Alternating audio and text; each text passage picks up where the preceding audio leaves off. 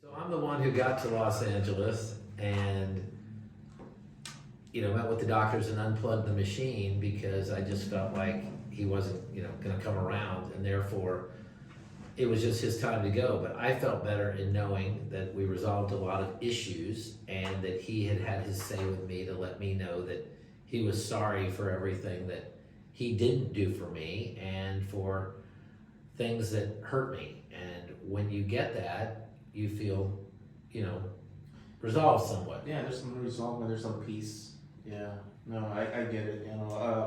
When my dad, there was no lovey-dovey stuff at the house and like that. Like, men don't hug, men don't cry, men don't say I love you, that kind of thing. That's just the way I grew up. And 2 days before he passed away, he tells me, hey, I just want to let you know I love you. And I was like, I just like, whoa, like it was like, that just blew me away. It came from nowhere. Just came from nowhere, right? But because of that, the people that I'm close to, my kids, everybody that's real close to me, before I leave y'all, I always say I love you, because you never know when it's gonna be the last day. But I learned from that right there, and that's when things started changing for me. That, I don't know why, but that one thing that my dad did, it just changed. And if you had chased back his roots of how he was raised, did his father ever say he loved him? No. Nothing. No, because they were not even my uncles. They're not even close. So they were all in competition with each other, and then his sisters too. So they had a big family, and so it was really rare. Like, I don't have a close connection with my family. It's just I only have like 2 or 3 cousins that I'm close to that we can stay in touch. But we're trying to do that just because we're trying to break that. So you're breaking the cycle now because of how many Yes. generations did not ever say 3 simple little words. Correct. I love you. Yeah. You are breaking that curse. We spoke before. My dad, the last, I guess, 7 years or so, when he was forced to sober up from illnesses, and my dad, I've never even been out to eat with my dad. He's never come to anything. I remember him coming to a baseball game once when I was in Little League. It's the only time I remember, but I remember it because I heard commotion in the stands, and he'd been drinking, and he climbed up on top of sat on the top of the bleachers, and he fell off. And it embarrassed my mother, and I wasn't that embarrassed because I didn't know what was going on at the time because I was playing.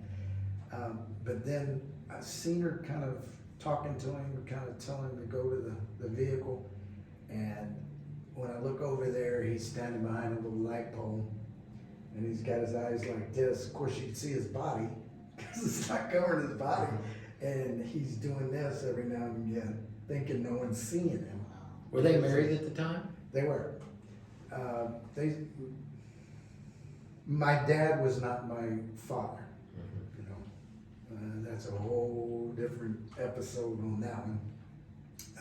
But he's my dad, even though it was brutal, but he still knew I wasn't his, and he still gave me his name, and he still tried to provide the best version of himself that he could.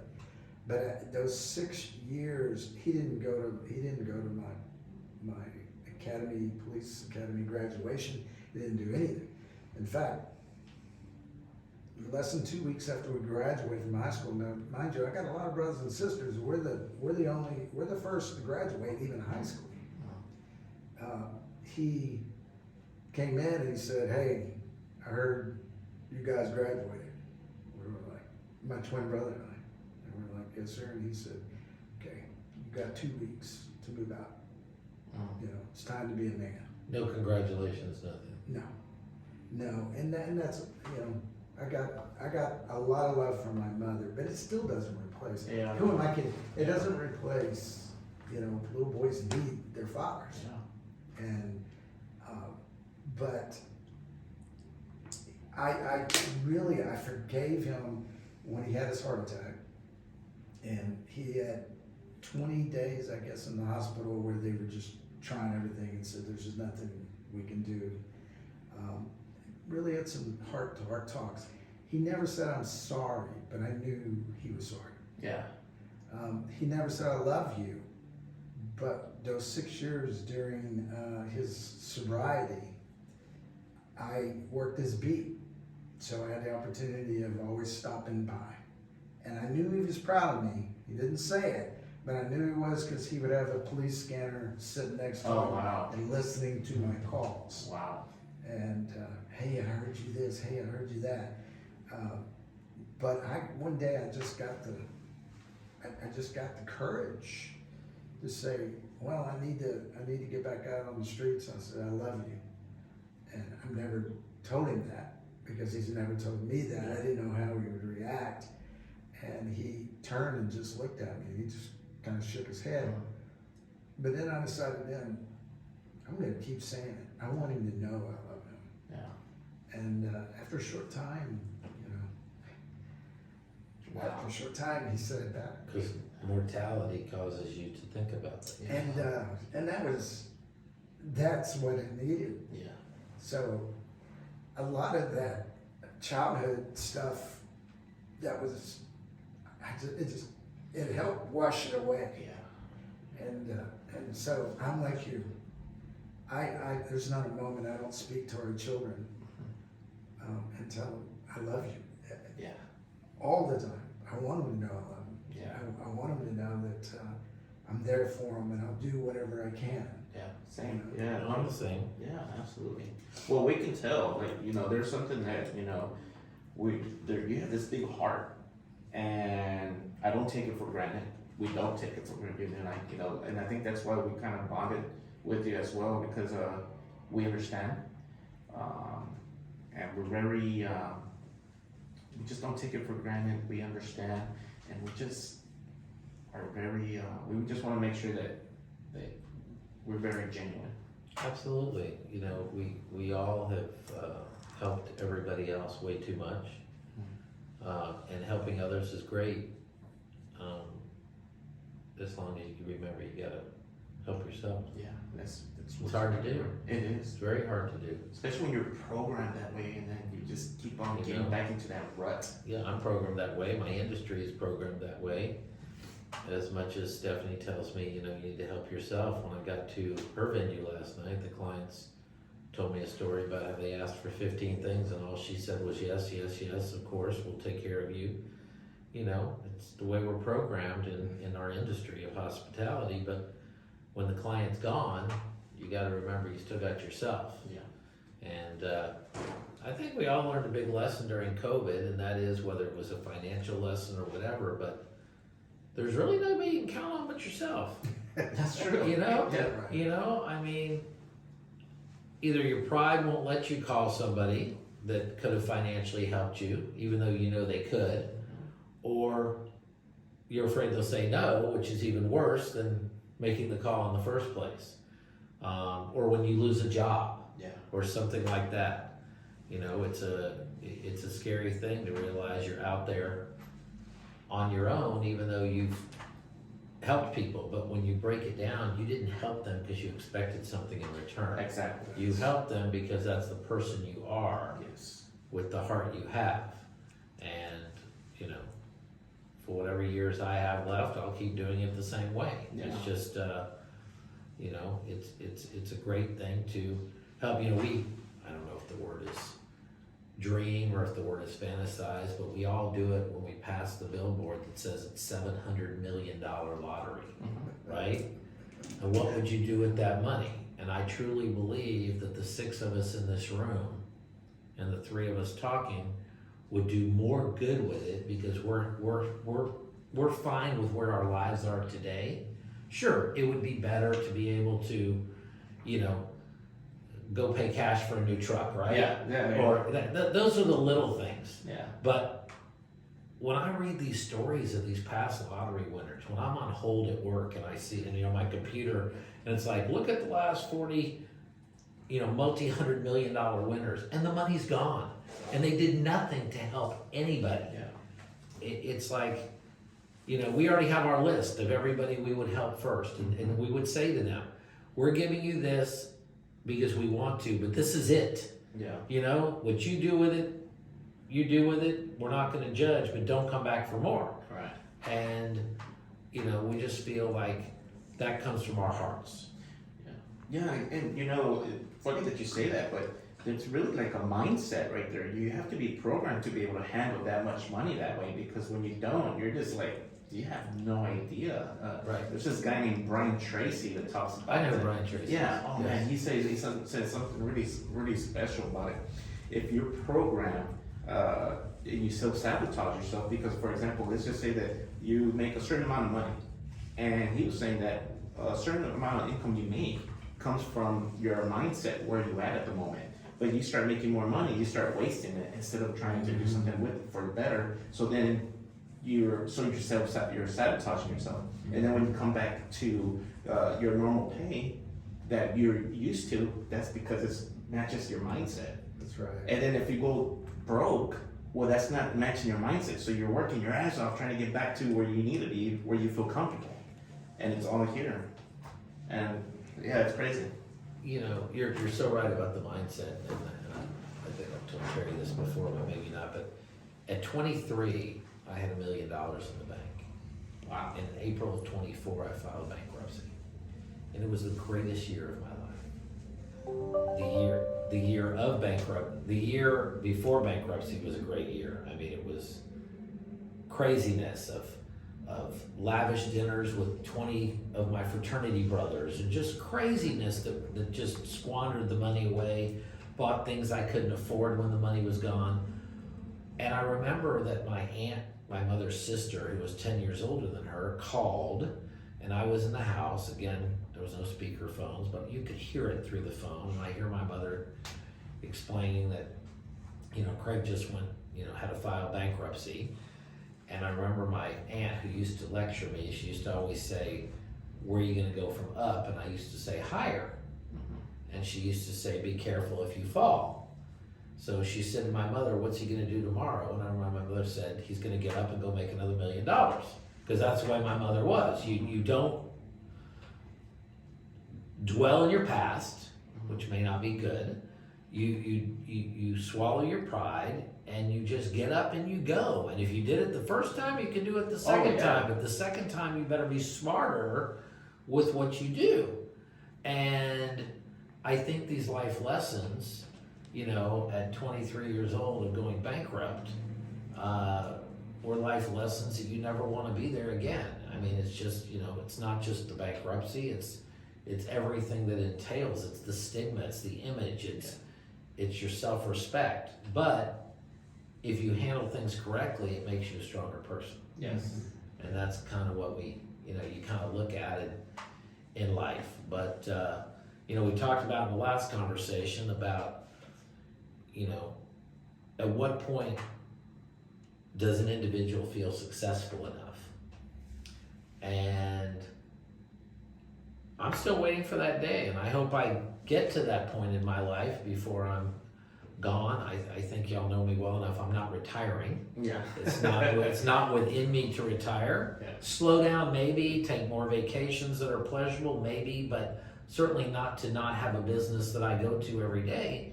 But at what point do I wake up and say, I was successful? I think at my eulogy, somebody will get up and say, he was a successful guy. But it doesn't matter what the outside world thinks. It's what we all think inside. Do we think what we're doing makes a difference? And that's what's important. Yeah, is to know. And I guess part of the success, definitely, you're already there, even though I know you feel like you still want, you're not there yet, even though we see it from the outside. And what I think one major ingredient for success, I think it's when you start knowing how to love yourself. Yes, absolutely. Because it's like you said, you know people that are millionaires, but they're not happy. They're not happy. And then you have some people that are just barely making it, but they're happy in life. Like, you know, heck, you're doing that, but they aren't just They are. happy in life, you know? They may not be happy with their bank account, No. but they're happy in life. In life. Yes. You know, and I think that's the main ingredient right there. You know, I know a lot of the things that and I don't know if you feel the same way too, but like everything that I accomplish and have just came from fear because I fear that I suck at everything. And then when I'm doing the work or I'm doing something, then it's like, oh wow, I'm actually above the average because I was so hard on myself, lack of self-compassion. Right, you got it done. You got it, yeah. But you didn't think going into it, you could get it, Yeah, right? exactly. Yeah. And it just we realized like, oh, okay. But then when I started fixing this here, fixing my heart, and it's like, oh, these are gifts, these are talents. I didn't know that. It's difficult to realize that people in your circle respect you, appreciate you, and think the most of you. When I just bought the most recent company last February, and I was able to go find 2 individuals to put up between them $950,000 to buy a company that they know nothing about and hand it to me to run. To me, it was no big deal to go find 2 individuals. But when you think about it, that's a lot of money. That is. That they must have a lot to be able to just, but that's a lot of trust. That's a lot of trust. And yeah. they don't call every day, and they look at the bank account as I do. But it's a lot of trust they gave me that in the back of my mind, I'm still not there in the front of my mind, but in the back of my mind, it tells me that people believed in me and have belief that I'm not going to let this opportunity get ruined, and they're gonna make money and get their money back and succeed. In turn, I will succeed. Yeah. But those are the days where it feels really good that, wow, these people believed in you, but then why am I still not feeling that I am there yet? Yeah. I'm not good enough, I'm not there yet, I'm not white collar, I don't work in a bank, I'm not a stockbroker. What I do doesn't really have any major effect on life. But then when you hear your customers about how you just brought their dreams to reality and how happy they are, that's crazy that you hear this from people and you try to take it in, but we are programmed to not allow the praise in, right? Yeah, and yeah, I see what you're saying. You're right. It's kind of like going back to what you're saying, man. I care about you. I'll take off my shirt for you, whatever that is. Like you just have compassion for others, but then you get compassion back, but you just don't know how to accept it or receive it and feel it. Right, if you come over and I ask you to come over because I've got an engine light on, and in 15 minutes you fixed my problem, clearly I'm praising you, but in your mind, it was nothing. Yeah. It was nothing. Because we don't allow the nothing to realize it took a whole lot to get to be able to fix something in 15 minutes of all the education you went through and all the trial and error. Yes. And I guess like me too at my work, Yeah. and when you were an officer and you made a difference in people's lives, Yes. but something still does not allow us to let it in and think we're good enough. Yeah. You know, which is why these are good conversations. conversations are important that I would have never thought about having with 2 guys. Yeah. So thank you. I never would have realized this. Yeah, it's just like putting this magnifying glass over something that you just didn't really notice that it was there, but it's like, oh, now I know why I'm feeling this way. Yeah, it's the little things that make a difference and make you realize that you are important. Yes. You know, you are important no matter what somebody told you you weren't. And you know, when you start, I don't know if this has already happened. Obviously, it is. You know, you have Stephanie, a wonderful human being, but you know, Yes, she is. you know, like as you started working on yourself, that's when the universe starts to bring you the positive people in your life, the people that are just gonna really help you flourish. Yes, I think so. And you know, I also think that a lot of those people have been there. Yes. but you're blind to it because Yes. of all of the pain you have on the inside. And I'm not good enough to be their friend. I'm not good enough to do this. I'm not good enough to do that. It's that soul searching of trying to feel in your place, trying to feel secure. Man, Secure is the word. secure is the word, yeah, and you're right. Because the first time I met you and Stephanie was at Elva's Champions Club event that they had, 2 years ago, whatever it was. And I felt safe because, of course, Gisela was there, and of course, Blanca is always, I always felt safe around any event at that time when, when Gisela didn't know her yet. And so, I feel like I belong, right? But when I was a little bit away from there, I felt like I wasn't worthy to be there. And, man, that just, yeah. So you're right, like I didn't feel secure, but that's because I was still in that process of figuring myself out. And it may happen again in the future in a situation, we Yeah. don't know. I told Stephanie that when we went out for your birthday, that when we left, we all have these lifelong friends that we remember growing up with that you can call at any time and pick up like it was yesterday that you were together. Yes. You have a history, you have memories, you have a camping trip, you have whatever it was. But I told her when we left that restaurant that day, these are friendships. That's different than a friend from the past. Right. Everybody Right. at that table was such a strong presence of people that accepted each other. Yes. And I felt that at the table, even with my tofu. I mean, I really accepted that at the table, that Yeah. nobody judged me for not drinking, being different with my food and stuff. And that's great because that doesn't happen when you're with those people you grew up with, because they're like, I remember when you did this, and I Yes. remember when you did that. And it's okay to change. It's Yeah. growth. It's just growth. It's Yeah. growth. And that's why we chose that venue right there, just because Susie, her brother, runs that place, Yeah. right? And it was like, okay, I want to make sure. See, with Stephanie, yeah, Gisela, whatever Gisela likes, Stephanie will like. I know that ain't gonna be a problem. Like it's all good, right? Right. And then, but then it's like I know that you struggle sometimes. So like that was important to me. Okay, where can I?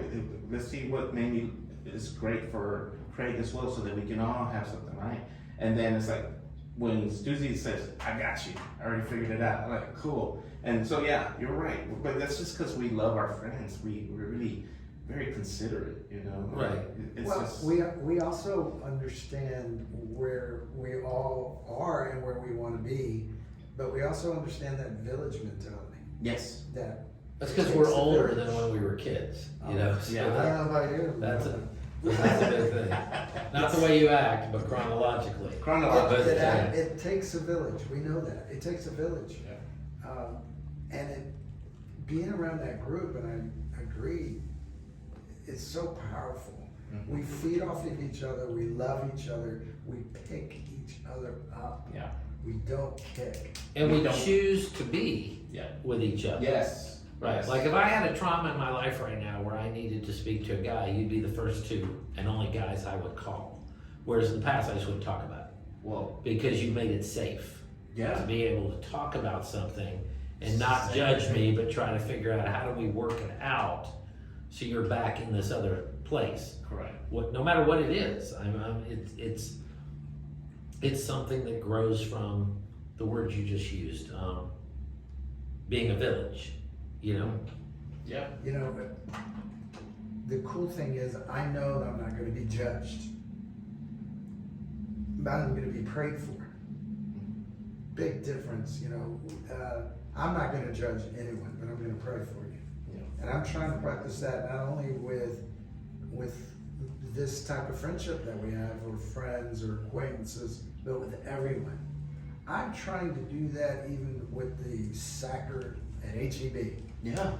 When I go through the line Good luck. block at night Mhm. and I see someone having a bad day, instead of ignoring it or going, they need to get another job, I start to pray.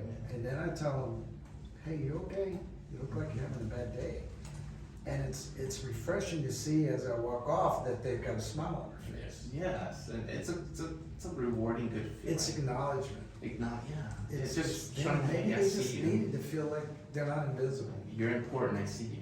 Yeah, That's, it's powerful. it is. And where we are and what we're doing and how we're helping, we're not, again, this isn't for everyone, but this is certainly for us. Yes. And we hope that we can change someone else's life, that we, and again, it's not just, it's for us too. Even just to create a spark of awareness for an individual. Wow, that's Powerful. pretty good. Powerful, very, It's yeah. powerful stuff that you have to realize who your support system is. Yeah. And I think you have to realize that if you go outside of your spouse to talk to two guys, it doesn't mean it's not a safe space to talk to your spouse. It's just a perspective.